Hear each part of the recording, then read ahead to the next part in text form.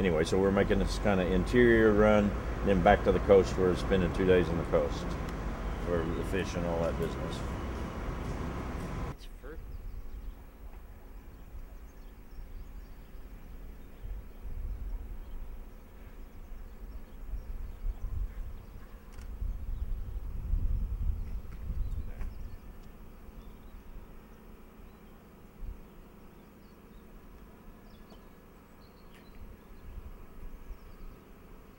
Imagine what this is going to look like in about 1 month when everything turns flowers.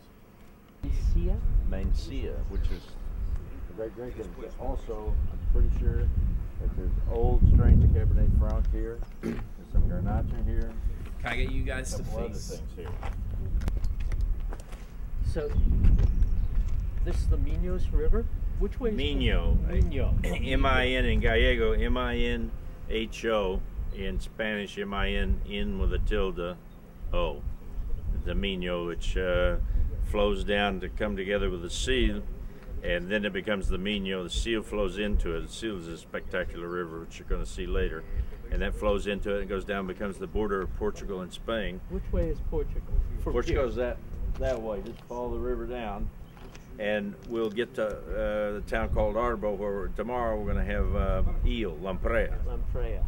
So, Well, that'll be spectacular. and you can see, I mean, this is very hard to farm. These terraces probably go back to the Roman days, but the problem is kids, the younger generation doesn't want to work them. So a lot of them start to be abandoned. The only thing that's probably saving some of them is it's pretty fashionable, I guess, to have a country house out here, and each one of these houses up here, almost all of them have their own winery in the bottom with some, a few inoxidable stainless steel vats that they can make some wine in. Some of them don't even put a label on it, and it can be spectacular stuff because you see, they're called bancales, but they're terraces, and all of them are old vines, and all of it has to be picked by hand, of course, and it has to be carried up or down the hill. We'll see some in the Sil, well, if we're going down there, but the road's cut right now, where they have runners for bigger vineyards that come down the hill and they pass them down on a sled. Some of them, there's one bodega. So they sled the grapes down? Yeah, there's one that doesn't have access by road, and I think it's Cividade, and they pass it down and take them in on a boat. That's amazing.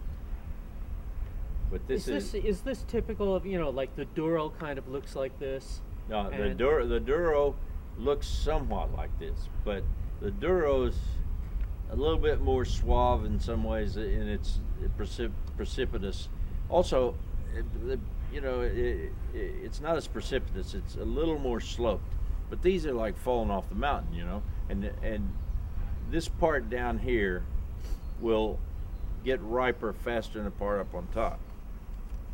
So you got different because it's picking warmer on stages. the bottom? Yeah. And what was the grape that they grow here? It's because of the altitude. Uh-huh.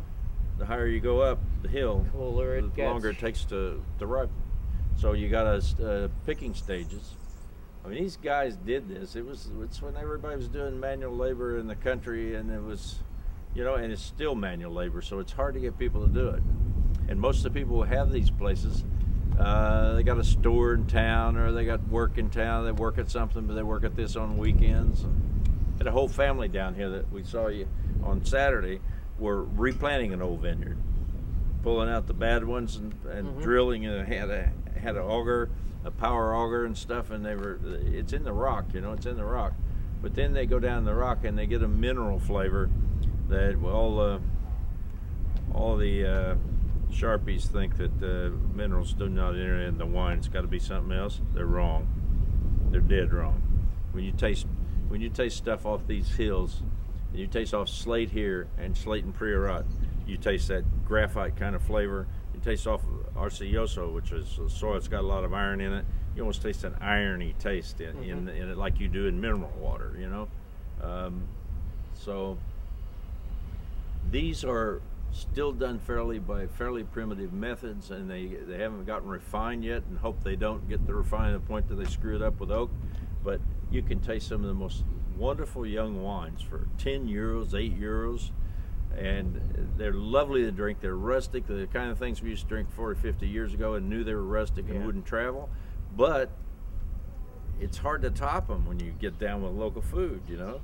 There's no pretension to them. You can drink them all day long. And the great thing about these is that a lot of them are 12 and 12.5% alcohol, but with concentrated flavors that you can't get in 15, 16% Napa Valley Cabernets. Fight to get that stuff and then get overripe fruit to get it. And you got great fruit. Gets ripe enough, concentrated flavors, and the acid to go with it, plus the minerals. I mean, it's terroir heaven. A guy that comes in here and knows how to make wine and doesn't try to make it in the winery, doesn't try to screw it up with oak and batonnage and everything, can make a jewel here. I had one without a label the other day. It was so rich and inky, you suspect it was going to come out 15, 16 degrees and be very tiring to drink. Oh man, you could just throw it down like that. It was just so delicious. Beautiful, beautiful black currant flavors. Gorgeous, gorgeous. So some of these are red wines in here? They're red wines. These are red Most wines. of it's red wine. Oh, okay. I thought They have Galicia some. They have some were- Godello. No, Okay. Galicia in this part, and all of Ribera Sacra is red wine. Almost. There's some Godello, some excellent Godello you're going to see, but most of it is red wine. Uh-huh. And this zone here particularly gives more credence to the fact that this may be a clone of the Cabernet Franc, but I got suspicion that there's Cabernet Franc here besides. If there is, from what I've tasted, it could be some of the best in the world. Es algo impresionante. It's kind of amazing. I think that we came down that. I don't know if you can get that one red car up there down the road that we came down. You also see, John, look at the facets. Look at the way their faces. Yeah, you get sun, this gets sun, this gets sun, this one does it for a while, then they get it in the afternoon, then they go around there. I mean, you got as many facets as a multifaceted jewel.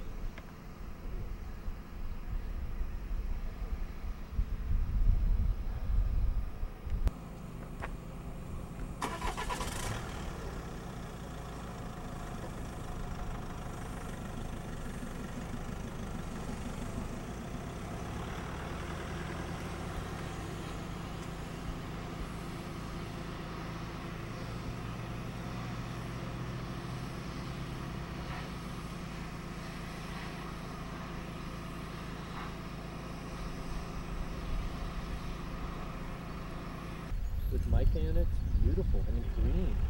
Look, a guy up there working the vineyards. See him? Yeah, spraying.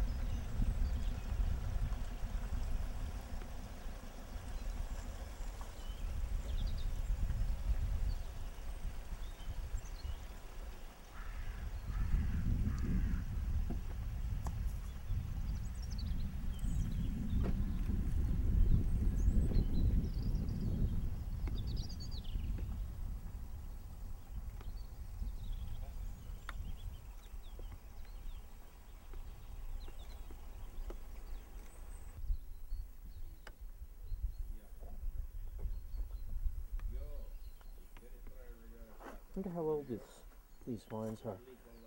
30, 40 years?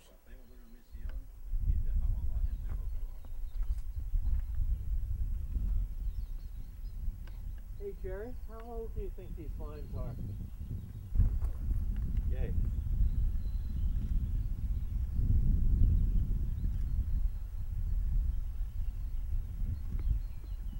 What? How old do you think the vines are? Looking at They bring it down in a car up there. They put the grapes in there and bring it down here, dump it in a tractor or something, or wherever they're going to take it, and maybe for this guy here, they may just take it straight in there and ferment it. Sí, algo para comida y el señor, pero eso más bien debe ser donde tener los apeos.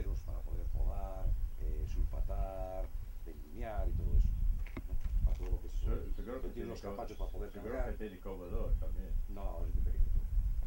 No, pero abajo, Puede tener un comedor pequeño. porque tiene ventanas. pequeñito. Tiene Sí, ventanas pues, y puertas. Pues te digo que a lo mejor tiene.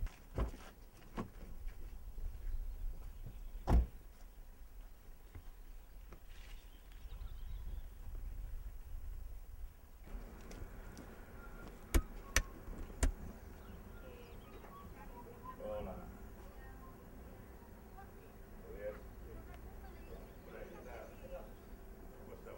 Bernardino, but Uh-huh. you look at the color. Yeah, Can you that's roll straight it? purple. Straight purple. Yeah. What a color. Well, it's a deep black raspberry, black currant, and this wine is. Taste it, and I'll tell you. Is this one of the ones you think is Cabernet Franc? It's very like Cabernet Franc. This probably is not the clone that resembles most Cabernet Franc, but No, this is richer. yeah, Much richer. this has been sealed, and this is 12.5% alcohol with this richness, which means you can drink a bunch of it. Mm-hmm. Without getting too loaded. You have a little food with it because there's a rusticity still about it, but a lot of it's minerals. It takes some time to, you know.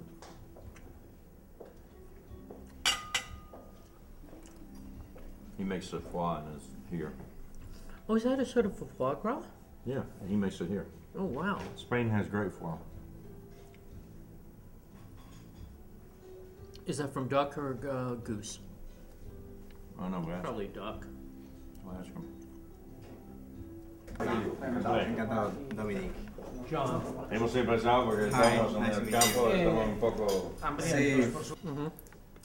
And so there is one red wine with mentilla.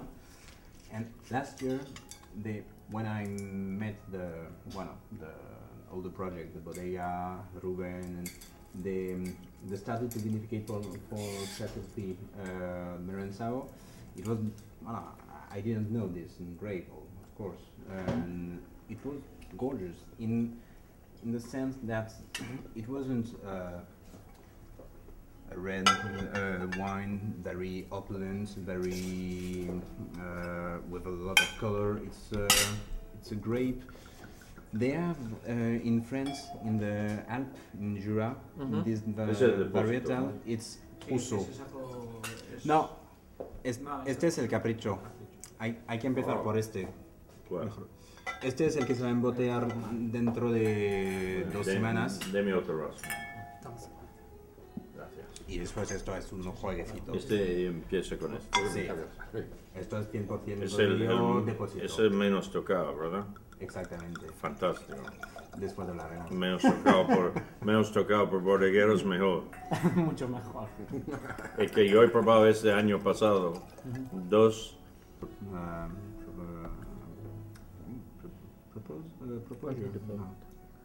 ¿Tú me tienes que para escribir? Para escribir. No, si Un vaso. cubo, algo así.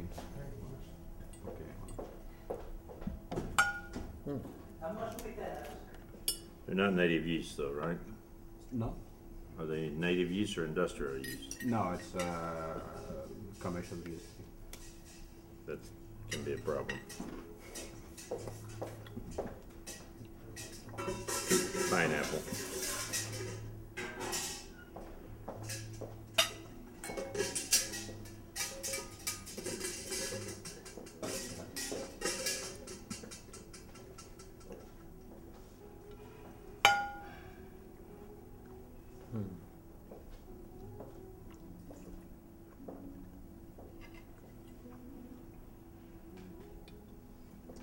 The wine is ready to bottle. We will bottle it in we y como sobre todo lo que no Pero no lo toques. No. Don't touch them yet. ¿Sí? Now I'm just smelling them. ¿Sí? ¿Quién es? que bien huele. ¿Quién es Amelia? De Bendaña. Que estaba allí con... Like the objective is not to have the woody aspect and the aroma of wood. So we blend it with tank to not have invasive wood. Cogliendo estos che aspetto tienen. Very little vines, so they mixed with the Menthea, and in 2007 they decided to separate. And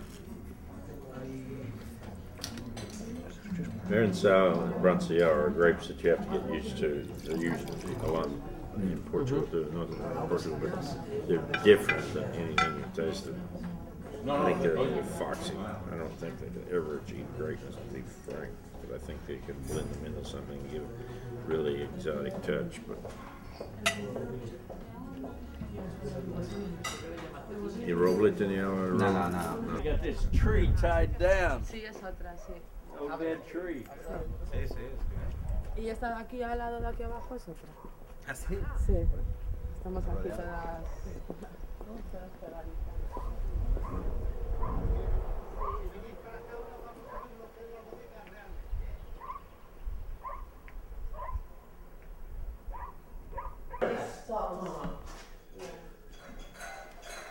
Era como eran antiguamente. ¿Perdón? La parte más antigua es esta. Desde aquí, This is más the oldest desde aquí part of hasta the la, valley. These arcs are the original ones from the. Bueno, como veréis, estamos desvitastrados.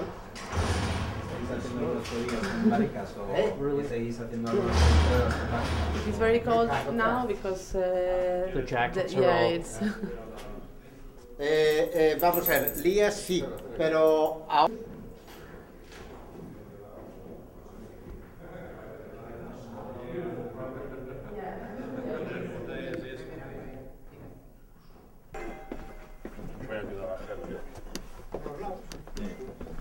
Hey, Zach, look here.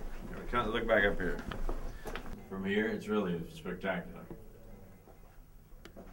Y ya, porque a mí me avisó ayer el Jorge Mazaira, el de la denominación de origen, y me llamó por teléfono por la mañana y me dijo que venía hoy Jerry, pero que venía me dijo hacia las 4 o las 5.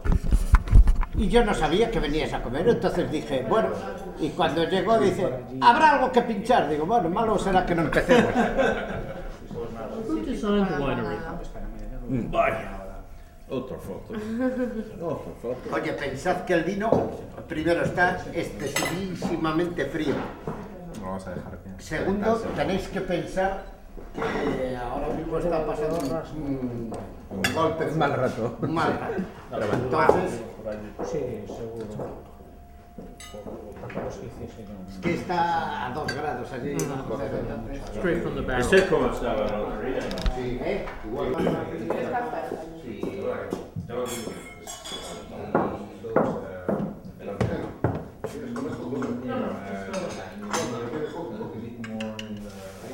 Oye, ¿queréis café? Que tenemos café. Ya sabéis.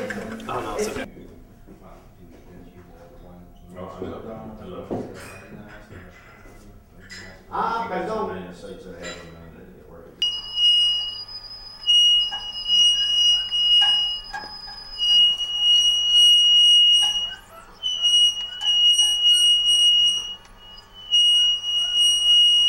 I don't think I'm gonna be.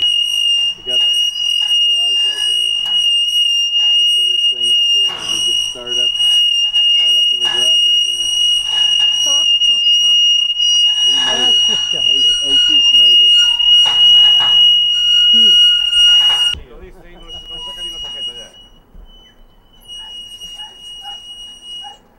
Se acabó el billete. Buenas tardes. Buenas tardes, ¿cómo estás? Están ustedes en Tierra Yeah, the Santa, ticket. pero ¿dónde hacemos del agua vino? Digo. ¿Sabes qué es eso? Esto, vino, ¿no?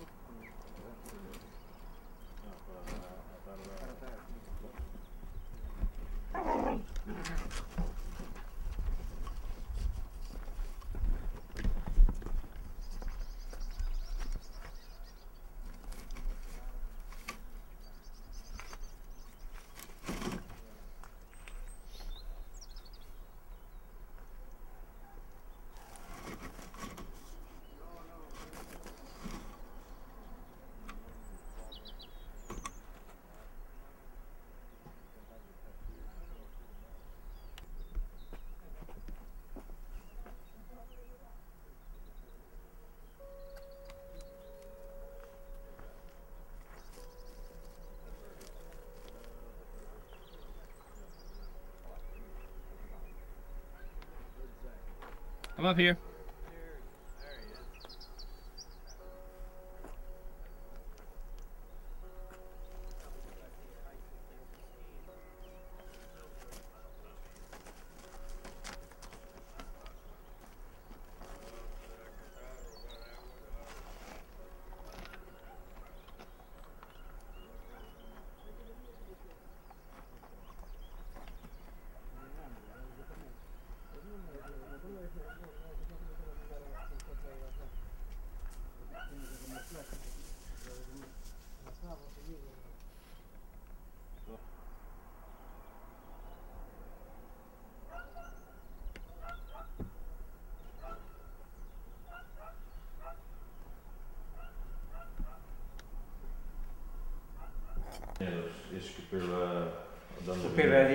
Sí, sí.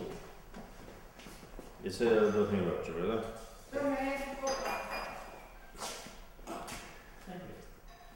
I like to go out here to the vineyards and taste and spit over the edge because it. Perfecto. It's one and the same then. Let's see. You want my monopod? I think I'm gonna go handheld. Okay. Can you start talking? Don't All right. Don't go into it yet, but I just want to Okay. check. Just a sound check. Yeah. Sound check. Mm-hmm. How you doing? As a matter of fact, I'm doing you okay. holding it up? Yeah. You're doing better than I am. Another too old for this 45 shit. minutes. I'm too old for this shit. Yeah. So anyway, All right. All right. Everything's great. So, you shooting? Just rolling. Jerry, we're here at the edge of Europe, and there are these wines, these grapes. You know, Mencia, Godeval, Godello. Godeo. It's called Godeo here. Menensau, Menensau. Brancial. Yeah, all of these grapes that people are not aware of. We're in Galicia here. Will people get interested in this? Why should they be here? Well, because it's like anything else on Earth that came about. You know, before people started getting interested in Zinfandel in California, they didn't know what it was, and there are a lot of grapes that have emerged, Viognier, in the last 20 years or so. Yep. A lot of unknown grapes. So one of the things that they offer is different flavors. You know, it's a variety that it offers, and that because it's more important than being a Chardonnay or Cabernet or a Merlot, is that something reflects the land from which it comes, and that's the great world. I mean, when you think of coming to Europe, you think of Paris, but you also think of things in Germany or Italy or Spain or England, and it's those differences. Gerald Asher wrote it best one time. He said, the things that we should celebrate in the world of wine are not the similarities, something that affects not the similarities, it's the differences between the wine that make it so magic and makes it come alive and traveling to all these places. Well, if you look at it as a consumer product, then everybody wants a Coca-Cola type that they can rely on, or McDonald's that they can rely on, you know. It's the same everywhere. But people who really love wine want something different sometimes because it's a hobby. It's a hobby in some ways, but it's a terroir, and everything different reflecting an area or a land or a climate, an altitude, a grape variety on a soil. You never get bored, you know, when you got all those. And food, it's the same way. You know, you eat Chinese food one day, you eat something else another day, and something else pops up like Vietnamese food, Thai food, and they're different than one another. They don't all taste the same, you know. It's not all roast beef and potatoes. So, you know, we're here in Galicia. We're eating octopus, and we're eating this, and eating empanadas with tuna and meat, and we had zambarinas, those baby scallops, which were gorgeous. We had 2 different types of hams from 2 different places in Spain, and it makes for a glorious life when you have these differences, you know, the distinctions. The same with people, you know. Nobody wants to see old white guys like us. You know, I mean, we even have a president in the United States. It reflects how great diversity really is in the world. I mean, you learn something from diversity. I don't think you learn something from homogeneity to the point where you're ossified, you know? Thing I love about being out here is this is like traveling backwards in time. I mean that in the most positive way. This is Europe in the 1960s and 50s. This is discovery. Yeah. I've been here like Pre-industrial. 8 times now, 8, 9 times or whatever. And you see, I'm bringing you here because I want you to see it. I want you to be turned on by it. But you can see as I'm as excited about it as you are after several trips. And I've been here 2 times in a week. Mm-hmm. And I've been here 5 times in the last 2 years. And I never get tired of walking over there and looking over the edge, you know. And Antonio is a guy who works in town and has a good business. He want to make wine, and so he's got these vineyards out here, and he makes wine, and it'll take him a while to get the handle on it, you know, and get the right enologist and everything else. But you can see the raw material right here. Yeah, it's right off of the cliff. Not totally perfect yet. I don't think anything should ever be perfect. It should be excellent, but I think you can see the basis of the raw material to make something really good. It's one area that you better not sleepwalk in. No, Not at night. no. I mean, these drops are precipitous. It's 250, 300 feet down to the railroad here that comes And through. we're only halfway up the the railroad. cliffs We're here. only halfway up. Yeah, we got way more to go. And it's steep as hell. It's terraces that were first built by the Romans, and it runs. This is a seal, no?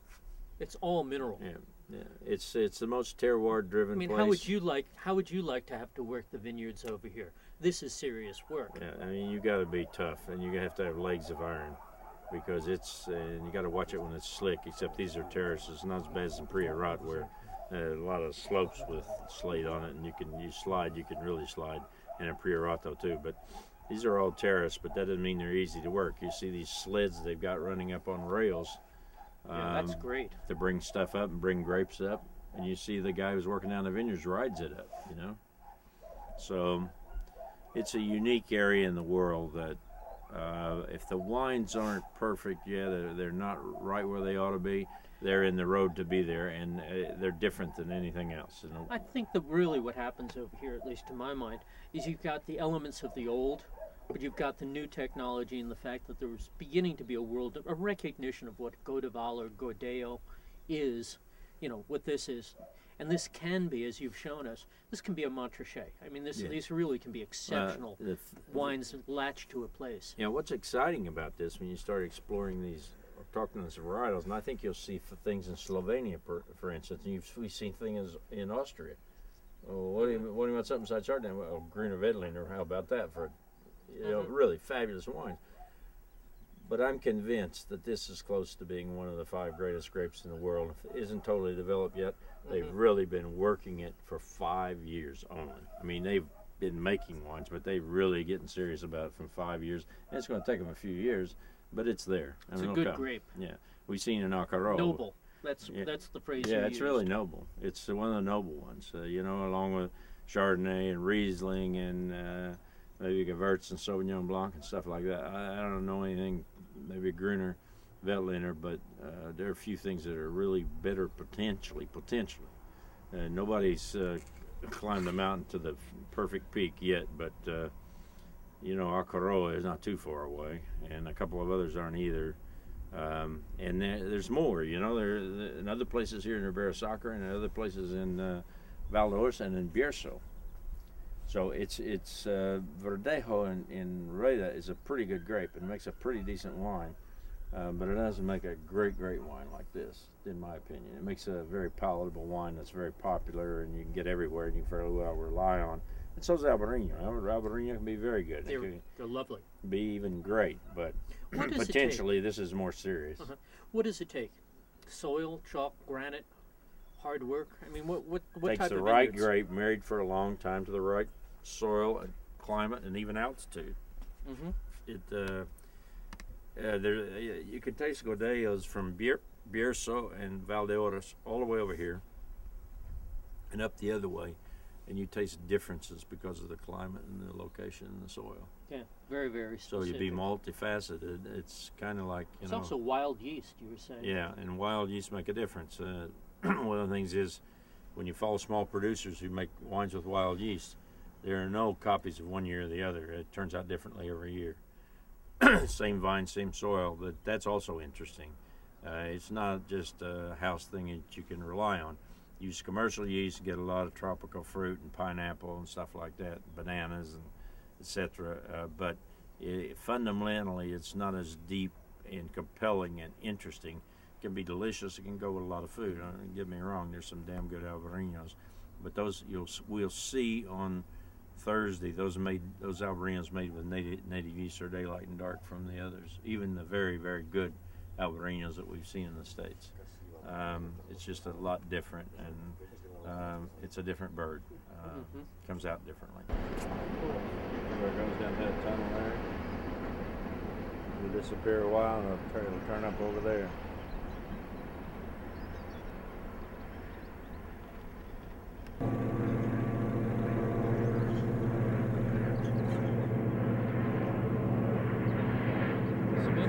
Let's also mention that the food is the same as the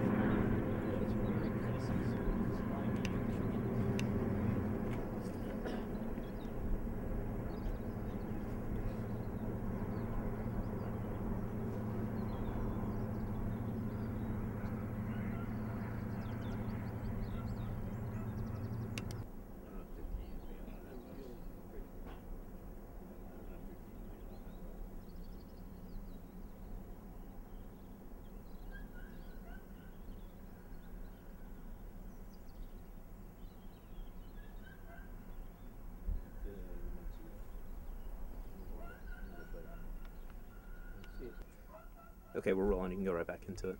Yeah, this wine's called Pena das Donas. It's Gallego, it's Galician. Sort of the rock of la Peña das Donas. ¿Qué significa? Aquel montículo. That mountain over there, it's kind of the mountain of las donas son las mujeres, ¿no? Sí, Es mujeres. porque metían unas mujeres ahí en un agujero que había y decían que desde el parador de San Esteban, desde el monasterio, venían los monjes a cogerlas a las mujeres. Entonces hay un agujero. There were some women, I guess, locked up in that mountain or something at one time, Pena das Donas. So that's the mountain there in front. So this is Pena das Donas, and it's called Alma Larga. ¿Qué significa Alma Larga? Alma larga son las viñas que son alargadas. So, Se llaman de alma larga. so when the branches on the vines are out like this long, they're called Almas Largas in Gallego. Does that mean sort of like the arms, woman's Yeah. arms or something? No, it's like the arms of the plant when they're stretched out like that, horizontal. Yeah, I mean, I call this coast, this whole area around here, the crustacean coast, because, I mean, aside from certain areas of China where they land seafood, this probably has the best seafood in the whole world. But here in the interior, they got it's things that brought in. There's a lot more different interior land foods, you know, ham and potatoes and stuff like that. And considering how mountainous this was, like even here, the guy comes with fish in the back of a truck on Fridays.